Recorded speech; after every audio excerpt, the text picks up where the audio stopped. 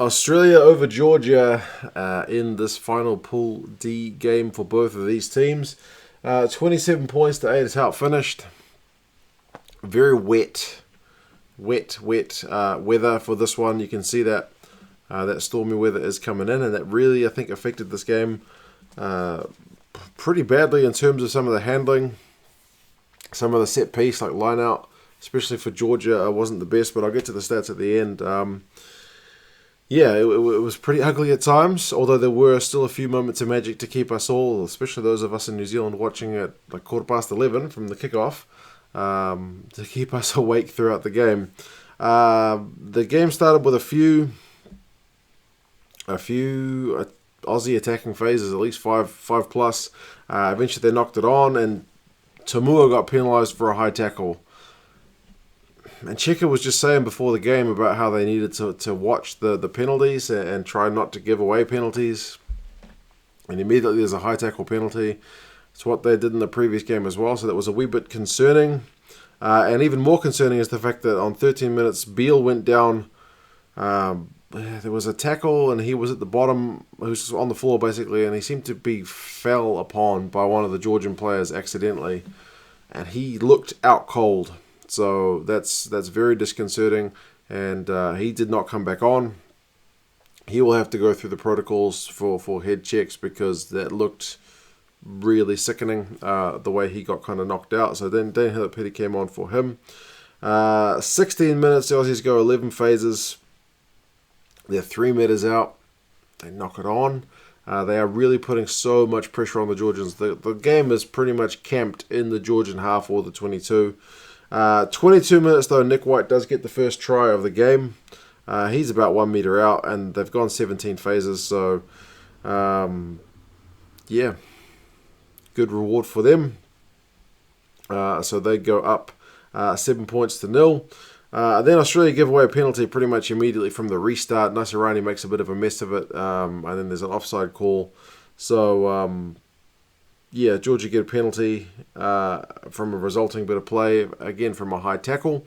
And eventually Nasirani gets yellow carded for a high tackle. So the tackling issue is still a bit of a problem for the Wallabies. The score is 7-3, so it's still relatively tight. You can't afford to be getting yellow carded. Although Tamua does kick a penalty, a pretty good one, on 37 minutes. So it's during the yellow card as well, so I guess it's good points for them to be scoring. But I don't think Czech is going to be happy with the way his players responded to seemingly his calls for a bit of self-control. Halftime stats: 219 run meters that's for Australia. For Georgia, 75. Possession was 79% Australia, territory 85% Australia, so they really were on top. Tackling percentages for both sides, you look at the percentages: Australia 93, Georgia 92. But in that first half, Australia had to make 25 tackles, Georgia 118. So almost 100 more tackles. And if you look at the attempted tackles rather than completed, Australia were 27 and Georgia 128. So there were 100 more tackles required to make more than the Aussies. So that's the kind of pressure Georgia were under. They were doing a great job to hold. You'd like to think the Aussies would be able to pierce a wee bit more, but again, it was wet, and it wasn't helping anybody's handling. Second half, Georgia actually go at the attack on the counter, but they knock it on, so that seems to be a common theme of the game. Yellow card at that point is over, so Australia have really ridden that one out very well. 50 minutes, the Georgian scrum half, I forget his name, sorry I didn't write it down, he went off.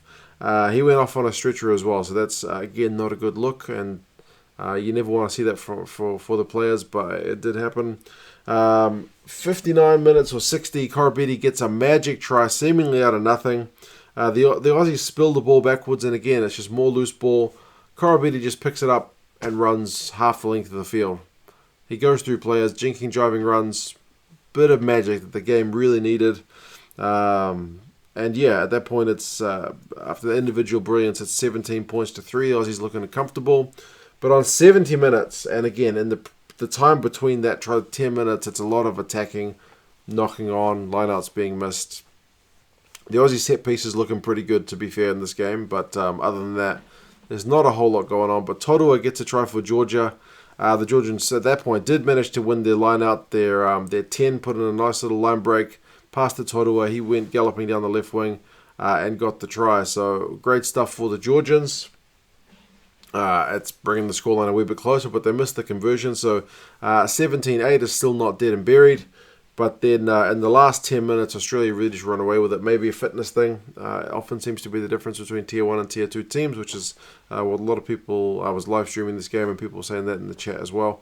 Aussie scrum gets on top on 73 minutes, and then on 74 minutes from the resulting scrum penalty, they kicked it out, went for a maul, and the maul got the try through Dempsey on 75 minutes. Missed the conversion, it's 22-8, and then 78 minutes... Guinea gets a try. Tupou with a little mini line break and a pass to offload to Guinea. And that makes it 27-8 because they missed the conversion for that one as well. So yeah, a few bits of magic in an otherwise pretty ugly game, not helped by some really trying conditions. Georgian defence was immense in that first half and pretty good throughout the whole game. Likewise, the Aussies, when they did have to defend, were pretty good. But David Pocock just spoke after the game and said they will need to up a gear for the quarterfinals for sure, but a lot of teams are in that kind of same boat. Final stats, run meters 548 to 220, so Georgia upped their game a wee bit in that second half. Australia kind of kept on the path they were going. Possession 76%, territory 80%, so again the Georgians had a wee bit more play in the second half, but still under the pump.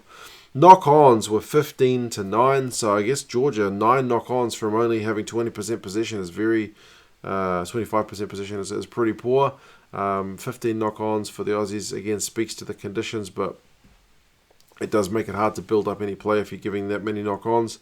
Aussie set piece, like I said, line-out was at 94%. I think there was one for not straight when it was really windy and gusty.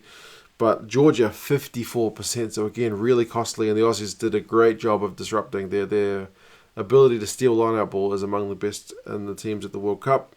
Tackling percentages both in the 80s, 83 and 85. Australia made 38 out of 46. Georgia, 170 out of 201. You can see why they were getting tired at the end. Phenomenal tackle count. Penalties conceded 7 to Australia, 15 to Georgia. Set piece was under pressure defensively. Just giving away penalties. So individuals, Korobidi was your man who lit it up for Australia. 111 run meters, 11 defenders beaten.